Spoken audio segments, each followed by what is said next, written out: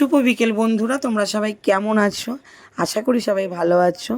আমি ইদানিং ভালো থাকছি না, কারণ আমার মাম্মা দুজনেরই শরীরটা না একদমই ভালো যাচ্ছে না। তার মধ্যে মাম্মার প্রচুর ঠান্ডা লেগেছে, ওকে নিয়েই একটু ব্যস্ত হয়ে পড়েছি।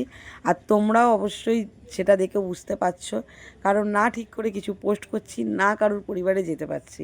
তো তোমরা তো আগে এটাই বলবে, আগে মাম্মামকে দেখো দিদিভাই, তারপরে সব কিছু। তো তোমাদের কথা মতো আগে এটাই করছি, আগে আমার পোস্ট নয়। আমি জানি তোমরা সবাই আমাকে ভালোবাসো, কেউ আমাকে ছেড়ে যাবে না। আমি যখনই পোস্ট করি তখনই তোমরা সাড়া দাও, সবাই আমাকে ভালোবাসো। এটাই হচ্ছে আমাদের একটি পরিবারের আন্তরিক ভালোবাসা, যে একে অপরের পাশে থেকেই একে অপরের হাত ধরেই আমরা এগিয়ে যাচ্ছি। আর একে অপরের সমস্যাটাই বোঝা কিন্তু আমাদের আন্তরিকতা। যে যার যখন সমস্যা হবে সেটা আমাদেরকেই বুঝতে হবে।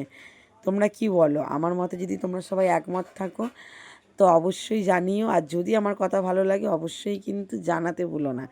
তো একদমই কোথাও না বেরালে নয়, তাই একটু বেরিয়ে পড়েছিলাম মামার বাড়ির উদ্দেশ্যে। আজকে আমার মামার বাড়িতে গৃহপ্রবেশের নেমন্তন্ন ছিল, তাই পুরো পরিবার মিলে সবাই চলে গেছিলাম মামার বাড়িতে। আমি, বৌদি, বোনেরা, দিদা, মা, ঠাকুমা সবাই একসাথে চলে গেছি। আর দেখতেই পাচ্ছ সবাই একসাথে খাওয়া দাওয়াও করতে বসে পড়েছি। তো নর্মালি মাম্মামকে আমি বাইরের কিছু খাওয়া দাওয়া দিই না, তবু একঘেয়ে ঘরের খাবার খেয়ে না ওর মুখটা অরুচি হয়ে গেছে।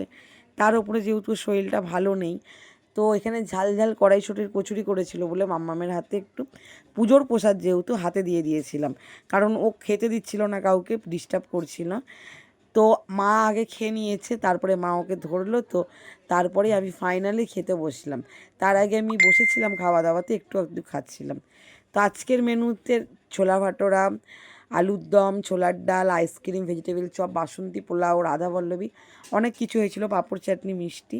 তো এটা হচ্ছে আমার মামাদের নিজেদের বাড়ি, ওখানে সবাই চলে গিয়েছিলাম। তোমাদের যদি কেমন লাগলো ভিডিওটা অবশ্যই জানিও।